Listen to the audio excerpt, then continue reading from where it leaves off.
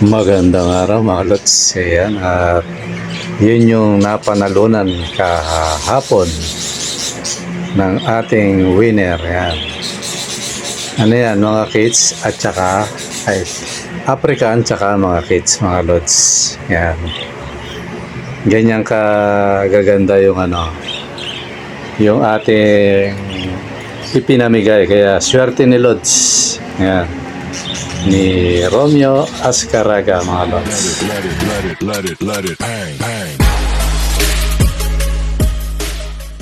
Ayun mga lods, ito yung mga ibibigay natin sa winner. Totally inaantay ko lang siya, pinrepair ko na. Hindi pa niya napapanood tinawagan ko na kasi may nantay akong tao kasi na kausap na mamaya sasabihin ko sa inyo. Medyo nalungkot ako ng konti pero dito muna tayo sa masaya. Ayan, habang inaantay ko yung nanalo, siyempre ipiprepare ko na kasi tinext ko siya. Sabi ko kung kukunin mo Lods, mag-chat ka agad kasi sabi ko bukas may lakad ako. Pinrepair na natin yung mga ibon para kung sakaling darating siya, naka-ready na kasi sabi ko baka abutan tayo ng dilim, mahirap manghuli. So Lunes na ng gabi makukuha yun mga lods. Kaya sabi ko kung gusto mo makakuha to, kuhanin mo na. Kaya yun nung pagka-chat ko sa kanya, na pala malapit na, hindi lang siya makapag-reply kasi wala daw siyang load. Ayan. Kaya swerte yung natin, itong winner natin. May pagkabuenas to si Lods Kasi sa kanya ko rin naibenta yung wild type. Medyo mahal ang wild type pero naipasa ko lang sa kanyang mababa. Kasi ang bilis niya Ang bilis niya nun, gabi rin yun ang bilis niyang pumunta, kaya ayun. Ako naman ganoon ako pag pumunta ka ngayon, may bonus. Pinaka-bonus, ayan, nandiyan na siya mga Lods. So, piniprepare natin yung panalo natin. At sakto naman, nandyan na rin si Commander. Kaya ayan, may taga-video. Iba talaga pag may taga-video mga Lods. Maganda yung partida. Medyo i-guide mo nga lang yung kasi si Mrs. hindi naman sanay yan. Although, tinanggal ko na lang yung niyan mga Lods. Tinanggal ko na lang yung audio kasi medyo ang kwentuhan lang naman yan Kaya yan mga Lods. Tapos merong yung si Kateter yata, sabi niya parang ito comment ko lang kay Lods parang ang dating mas maganda pa yung yata, parang ang dating ganon yung panalo. Hindi naman sa ganon Lods, lang na tiyempo lang na paubos yung yung tawag nito, yung ating mga alaga. Siyempre may parating na swertihan lang ni Lods na yung mga bagong labas magaganda mga Lods Kaya yan, wag kang doon mga Lods. Mamaya i-discuss ko sa iyan. Yan, napatapusin ko muna to si Lods na kasi mabilisan lang dahil may kakausapin akong tao. Yun nga yung sasabihin ko sa inyo Ayan, panalo ni Lods bali 100 ang entry. Nagdagdag siya, swerte niya, nagdagdag siya ngayon. Naswertehan niya. Muntik pa nga kay Binyaro si Binyaro talaga Teka mga Lods, pakinggan muna natin to sinasabi niya. Hindi pala siya, ako pala yun Lods. Tinanggal ko nga pala yung sounds nito mga Lods kasi may nagkakantahan. Baka maka-copyright tayo. Ang sinabi ko lang naman dyan yung pagkapanalo niya mga Lods. Ayan, tuloy na tayo sa ating discussion mga Lods. Ayan, galing tayo sa taas kasi nag-survey tayo dyan. Ayan, pagmasdan nyo ng mabuti yan mga Lods kasi medyo may malungkot dyan pero okay lang yan. Ngayon, iyon ako lang muna kaya basta titigan nyo ng mabuti yung mga na yan mga Lods, yung lugar na yan. Ngayon may lang ako kay Lods Kateter. Kasi kumuha kasi sa akin to si Lods. Kasi yun yung Lods pati na rin kayo mga Lods Kaya lagi ko kayong hinihikayat na kung kukuha kayo ng kit sa akin, mas maganda yung nandito kayo, yung dadayuhin niyo ako. Alam niyo kung ano yung advantage. Una-una, ang partida ko kasi, bibili ka ng kit sa akin, kukuha ka. Ano yan, pag may naispatan ka, kung kaya ko siyang ibibigay ko sa iyo. Yan yung isa ron. Na kahit sabihin mong gagawin ko siyang breeder, pero pag medyo nagkasundo tayo sa usapan, at natuwa ako sa iyo, maibibigay ko sa iyo yun, Lods. Ganun yun. Basta ang lagi mong kukunin, 3 hanggang 4 na pares, Yan yung isang advantage doon pag pumunta ka rito. Pangalawa, makakapili ka. Ayan. Di ba, makikita mo. Kasi iba yung nasa video kasi. Di ba, Although kay Lods to, yung nakuha niya sa akin, budget meal kasi yun Siyempre, alam niyo na, pag budget meal, siya, pero Lods, kung pumunta ka dito, makakapili ka, kaya lagi kong ini-encourage sa inyo. Huwag ka na magtampo, Lods. Baka nagtatampo si Lods, wag, yan. Bawal sa atin yan, Baka nagtatampo si Idol kasi may mga tanong kasi sa akin pero alam ko naman yung mga ka-Lods yan. Alam ko nagbibiro lang si Lods kasi may halong tawa yung niya, yung comment niya. Pero ang mapapayo ko kung kukuha kayo ng kits, yun nga, ulitin ko, punta kayo rito kasi makakapili kayo. Lagi kong sinasabi yan. At may although si Lods, alam ko dinagdagan ko rin to Ang partida ko pa, may dagdag yan. May discount ka na, may dagdag ka pa, makakapili ka pa. At pag naispatan mo, alimbawa talagang gusto mo siya, at nagkasundo tayo, maibibigay ko yun. Yan. Yan yung kagandahan pag actual kayong pumunta rito. Nag-walk-in, kumbaga. Tapos meron pang sa akin kahapon yun pasensya ka na, Lods, hindi ako nakabukas ngayon ng Facebook, kaya ayan, matanda na si Lolo. Hindi na alam yung kung sino yung kausap kahapon kasi ang dami kong kausap kahapon, mga Lods. Kaya siguro tingnan ko sa tingnan ko sa Facebook, mga Lods, baka ma-recall ko kung sino siya. Kasi yan, mga Lods, pag marami tayong kausap, normal siguro yun. Hanapin ko rito kung sino siya. Si Oliver Realme yata. Parang siya to. Yun, ito, siya nga. Shout out sa'yo, Lods, Oliver. Apelido mo, Realme? Hindi, siguro baka lang. Hindi nga, parang ganun, Realme yung apelido, baka cellphone lang to. Cellphone lang siguro to, Lods, Bagamat kasi ito yung nakalagay dito, Oliver Realme Bartolome yata. Tama ba? Hindi ko pasensya na, Lods, kasi nakaano lang kasi ako, medyo iniispatan ko lang. So bagamat yan, si Oliver na lang, mga Lods, nagpapaano rin kahapon to, sabi niya, Lods, gusto niyang mag-alaga ng ibon. UV daw siya. Tapos ang pa niya, pwede bang Lods, sabi niya, mag-walk-in. Ayun yun na nga yung punto ko. Bagamat si Lods, in-scout ko siya, ano bang tawag doon? Scout nga ba yung tinignan ko yung FB niya, parang taga-Tagig din to Parang kay yung pumunta rin dito ng taga-Tagig.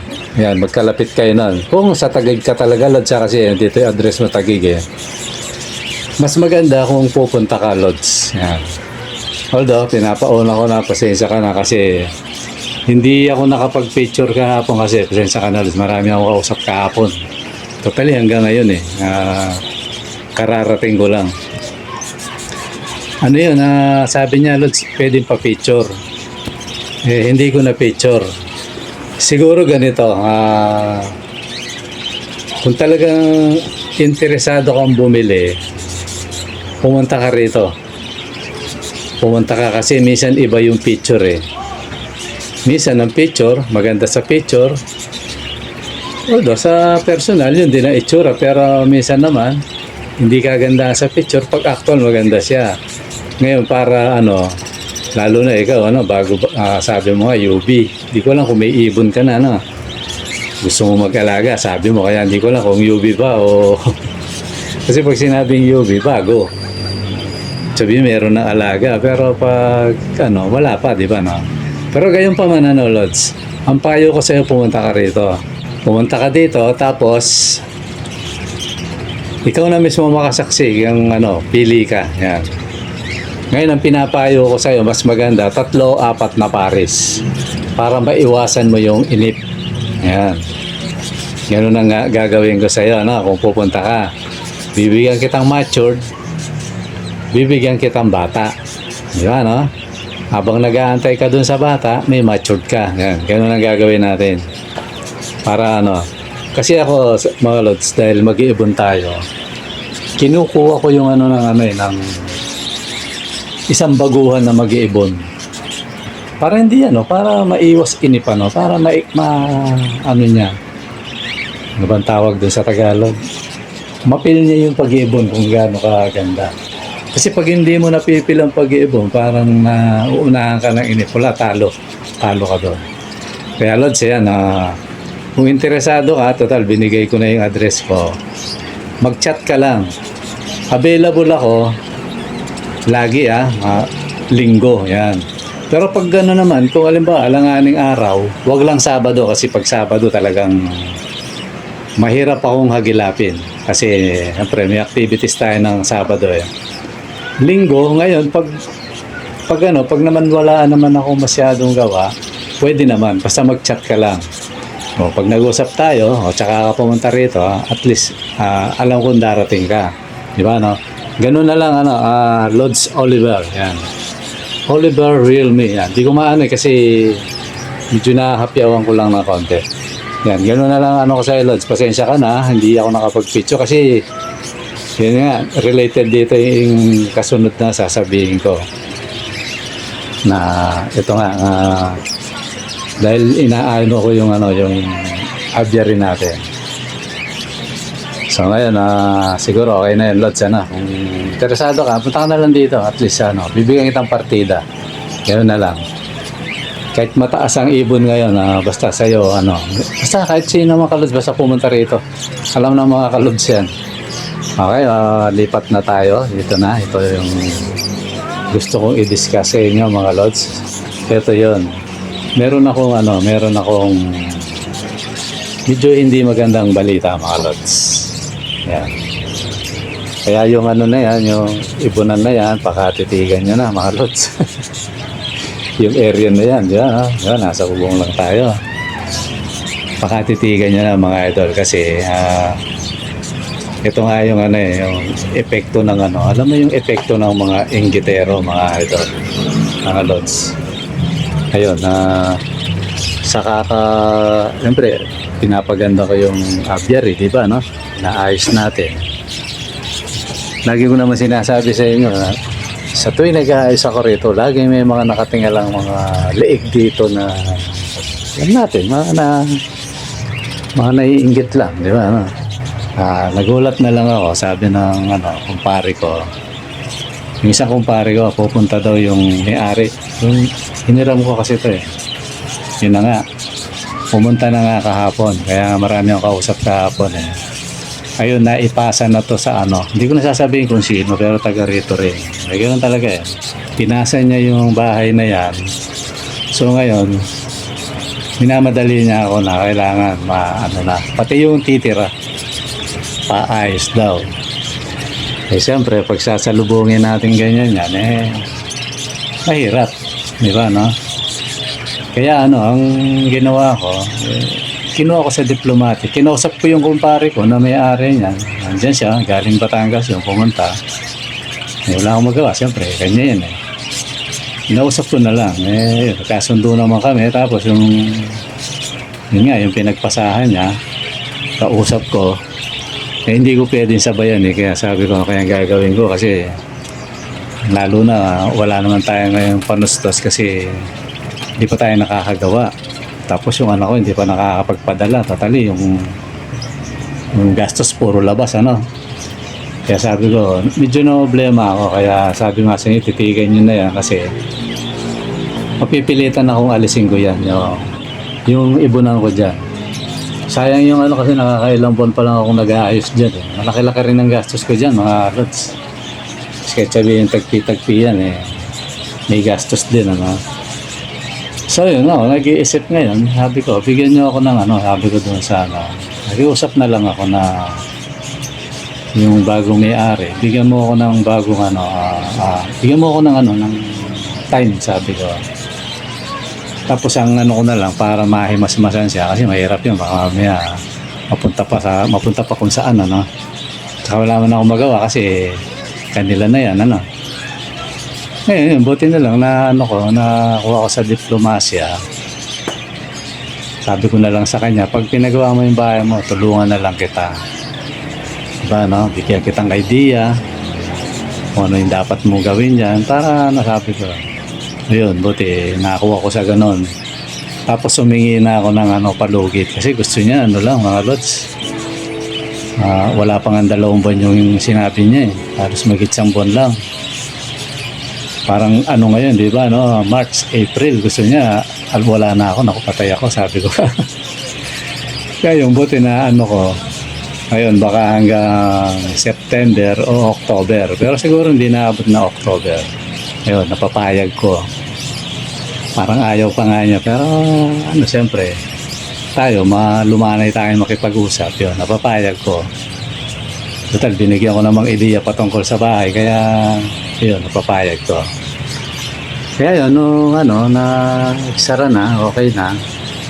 Naluwagan akong konti na, pero malungkot pa rin kasi mga lot, siyempre, mawawala na yung pintana ako dyan. Diba? Yung mga nakapunta rito, alam yan, mawawala na yan, masasara na yan. So ngayon, ang tanong, eto, saan ko dadalhin yung mga ibon ko? Diba? Saan ko dadalhin? Ngayon, eto, meron magpapagawa sa akin pero hindi pa ngayon eh. Madalas magpagawa sa akin yung yung maraming bumiling ibon sa akin. Sabi niya, anong gagawin mo ngayon? Sabi ko, balak ko nga Brad, sabi ko sa bubong. Paano ka dadaan doon? Sabi niya. Sabi ko, bubutasin ko yung bubong ko. Ang hirap nun, saka magastos yun. Sabi ko, wala kang magagawa Brad, sabi niya. Ngayon, ino-opera niya ako kaso mga lods pag ako walang tiyak na pambayad ayokong umutang. Di ba no? Ayokong umutang mga lods. Sana ito matapos nyo sa video na to no? Yung ayokong umutang. Sabi niya magsabi ka lang biglang akong masabi sa kanya ayokong umutang Ngayon ang gagawin ko total medyo nilagyan ko ng target yung sarili ko hanggang 5 buwan. Dapat sa 5 buwan, maaputas ko na yung bubong, makalagay ako ng daan dyan.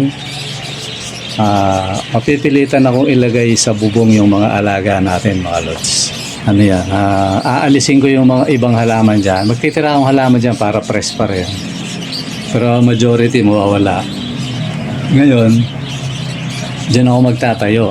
Ngayon, isa pang problema ko, hindi ko pwedeng baklasin to na andyan yung mga ibon, kawawa.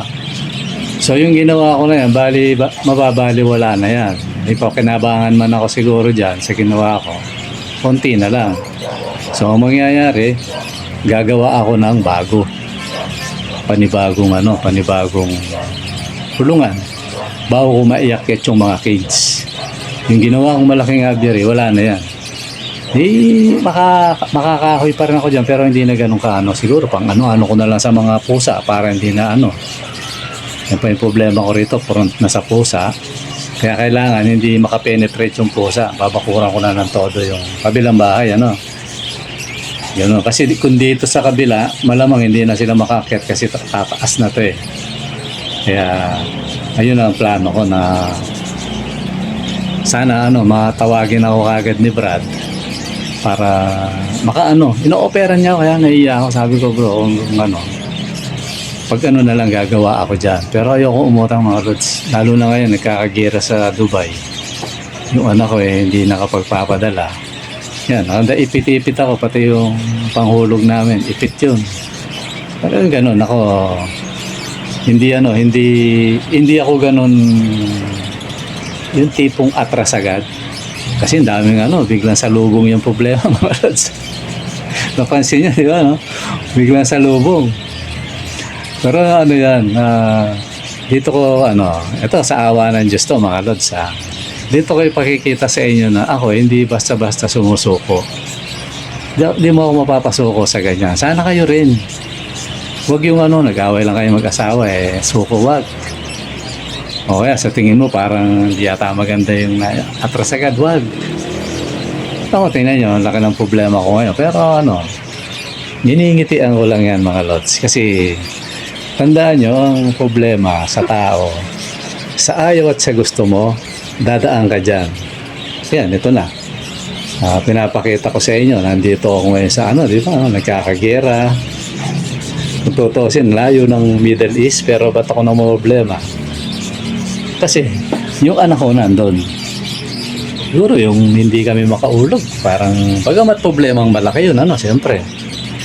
Parang hindi ko na masyadong iintindihin yun, iniintindi ko rin yung anak ko, di ba, no? Pero sabi naman ng anak ko, maintindihan pa kasi alam ko yun, strong din yun Bagamat babae yun, malakas din ang loob nun.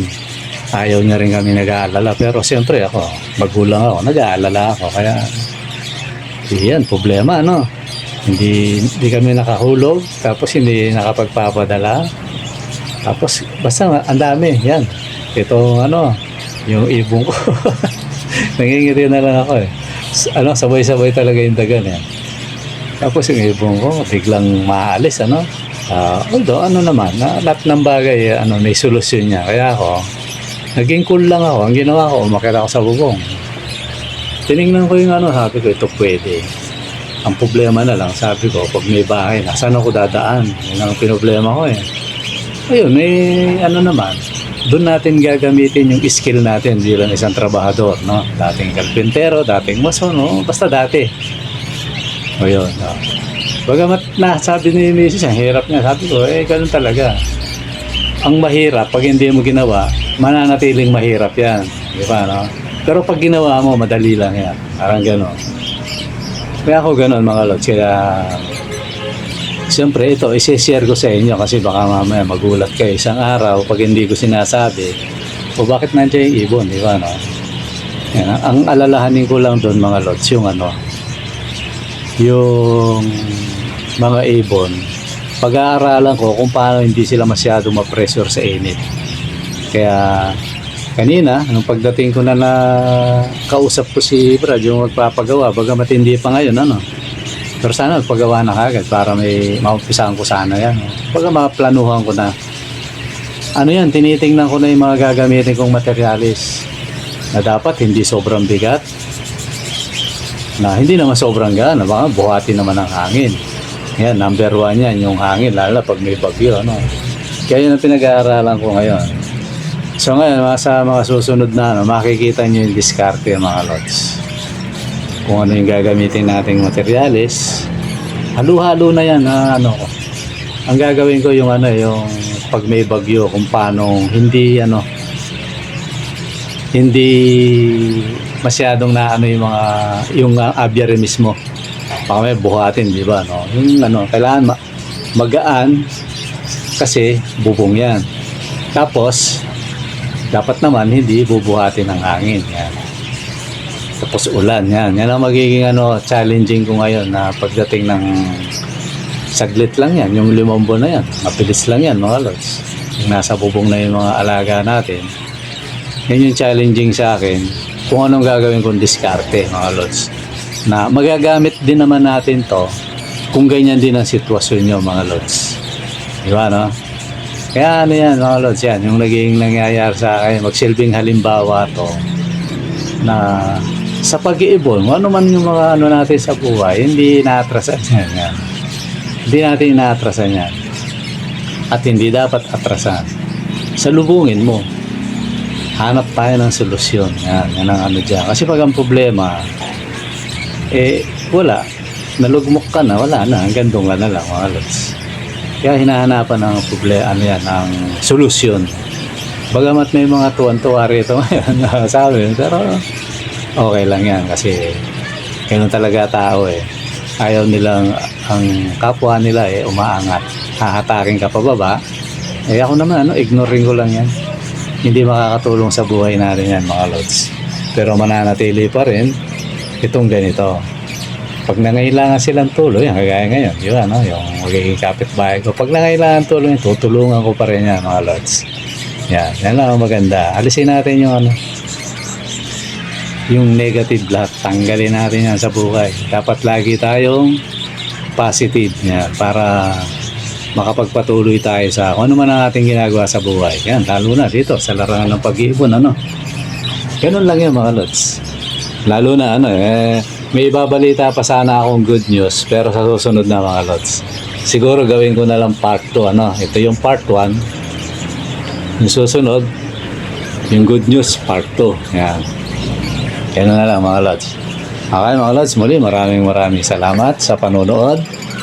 At sana sa pag nagparapol uli ako, sali kayo mga lods para makalikom ako ng natin, panggawa natin ng aviary. Okay mga lods, maraming salamat sa panonood. Bye-bye.